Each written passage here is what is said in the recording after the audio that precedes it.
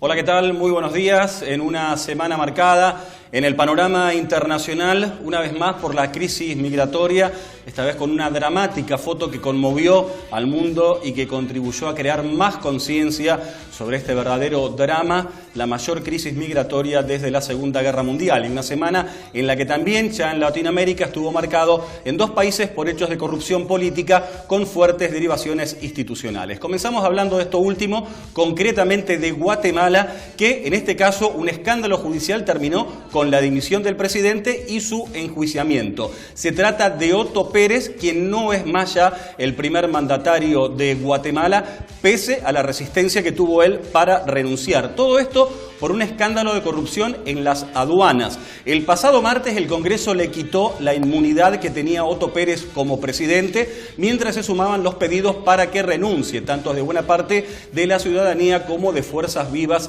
y las principales instituciones de ese país. Otto Pérez se resistía a dimitir, pero esa decisión del Congreso el martes pasado, una decisión histórica de quitarle la inmunidad como presidente, fue precipitando las cosas y el miércoles por la noche dimitía Otto Pérez y ayer jueves compareció ante la justicia, evitando así ser detenido. Ahí ya tiene nuevo presidente. Podemos hacer un chiste muy fácil, ¿no? Que dicen, si gobernaste Guatemala, te puede ir Guatepeor. Te puede ir Guatepeor, y habrá que ver cómo le va la gente ahora. La vi picando ahí y la alcancé. Habrá que ver cómo va con esta nueva etapa. El nuevo presidente de Guatemala se llama Alejandro Maldonado, ya tomó posesión, aunque será por muy poco tiempo, hasta el 14 de enero, ya que el próximo domingo, pasado mañana, hay elecciones en ese país. El escándalo político había provocado también la renuncia de quien era la vicepresidenta Roxana Valdetti. Todo esto por una defraudación en las aduanas, se los indica al renunciante presidente Otto Pérez y a quien era su vicepresidenta como integrantes, como líderes de un grupo, de una banda que se dedicaba a cobrar sobornos a empresarios a cambio de evitar el pago de impuestos aduaneros. Todo esto está ahora ya en manos de la justicia, sin inmunidad como presidente como lo era de Otto Pérez y por lo tanto a punto de iniciarse un juicio común. Ya compareció él, como decíamos, para evitar lo que era su inminente detención. Y otro importante caso de fraude político con derivaciones institucionales se dio en Bolivia, donde renunciaron la ministra de Desarrollo Social y el embajador de ese país, el embajador boliviano en Paraguay. Todo esto por un escándalo en el Fondo de Manejos Indígenas. La ministra renunciante es Nemesia Achacoyo y el embajador en Paraguay de Bolivia, Rosendo Alprili. Todo esto se inició por una auditoría que había solicitado el propio presidente de Bolivia, Evo Morales, en el Fondo de Desarrollo de los Pueblos Indígenas. Esta auditoría detectó la existencia de 30 proyectos sociales y de desarrollo fantasmas, es decir, proyectos que figuraban en los papeles pero que no se concretaron y el dinero, los fondos destinados a esto fueron a parar a cuentas particulares. La defraudación verificada, constatada por esta auditoría, es de $2 millones, aunque se estima que el total de lo defraudado podría llegar a los $14 millones allí en Bolivia, donde además va a continuar este proceso judicial y se cree que pueden caer otras personas más del gobierno boliviano. Vamos a hablar ahora de Paraguay y de una cuestión que tiene muy preocupado cada vez más al vecino país, la presencia y las acciones del Ejército del Pueblo Paraguayo, este grupo guerrillero que sigue causando muchos trastornos. En este caso fue con la voladura, la caída de una torre eléctrica. No es la primera vez que lo hacen, esta vez volvieron a golpear el domingo, dejando sin luz a unos 750.000 usuarios de 5 departamentos paraguayos. Esto tras poner una bomba, como decíamos, sobre una torre de energía. Preocupa cada vez más el accionar creciente de este grupo guerrillero armado que pretende instaurar un gobierno de tipo comunista por la fuerza. Además, también se vivió en Paraguay en esta semana el robo por parte de un grupo comando de una avioneta que había aterrizado en una finca particular de una zona controlada precisamente por el Ejército del Pueblo Paraguayo. Se llevaron, este grupo comando que robó se llevó unos 380.000 pesos que estaban siendo transportados en esa avioneta que acababa de aterrizar en esa finca y que estaban destinados al pago de los sueldos. No está confirmado, pero se cree que este hecho podría tener vinculación con el Ejército del Pueblo Paraguayo y no con delincuentes comunes.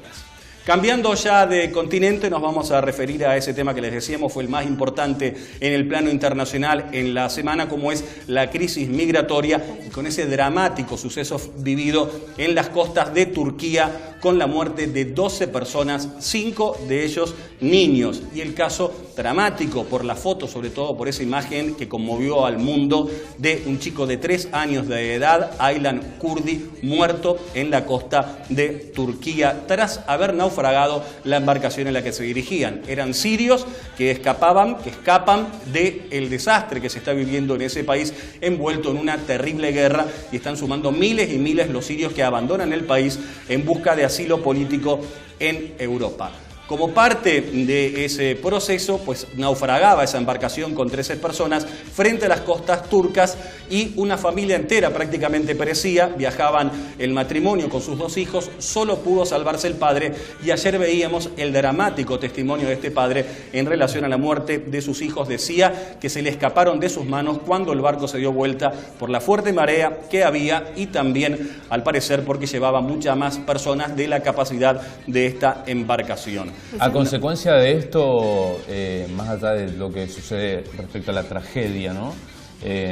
Hoy escuchaba en medios nacionales que Europa, particularmente Alemania e Inglaterra, que son 2 países que son muy duros respecto a la inmigración, decidieron tener una reunión como para empezar a flexibilizar esto de recibir a los refugiados políticos, que son miles y miles, debido a un enfrentamiento que sucede en Siria, una guerra entre distintas facciones políticas, el ISIS también, que acosa a un gobierno que está endeble actualmente en este país. Efectivamente, la situación es dramática en Siria, es dramática también la situación de esta gente que escapa de ese horror de la guerra. Efectivamente, Alemania e Inglaterra son los países que se muestran más receptivos para acoger a los refugiados, mientras que otras naciones como Austria son un poco más estrictas. Solamente entre el lunes y el martes hubo 3.500 demandantes sirios de asilo en Alemania, en solo un país y en solamente 2 días, este verdadero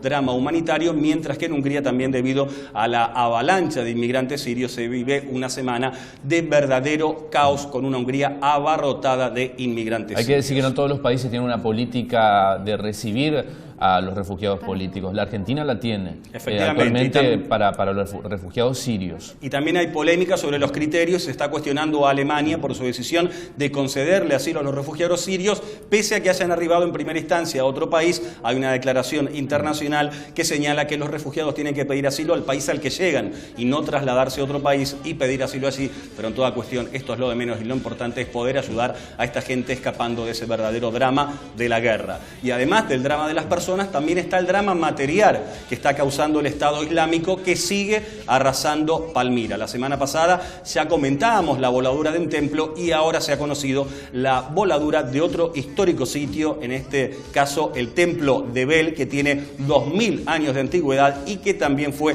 destruido por el Estado Islámico, que considera estos lugares como lugares de idolatría, es decir, de adoración, según ellos, de falsos dioses. Se trata del santuario más importante de la ciudad de Palmira, o que en realidad lo era, ya que fue totalmente arrasado, como decíamos, por el Estado Islámico. También esta semana, esta agrupación destruyó tumbas, torres, restos romanos de gran valor arqueológico en este lugar, en Palmira, ciudad siria, un conjunto arqueológico declarado por la UNESCO como Patrimonio de la Humanidad, pero que está siendo arrasado.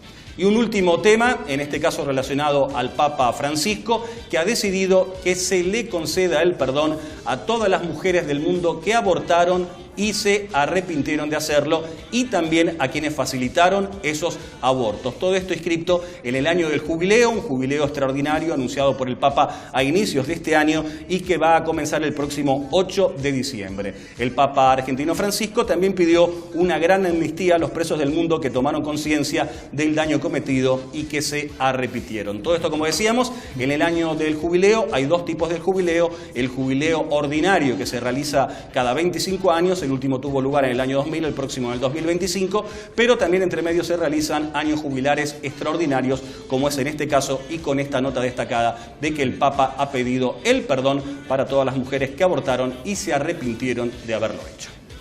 Bien, Carlos Serenelli, muy completo su informe, le agradezco muchísimo su presencia.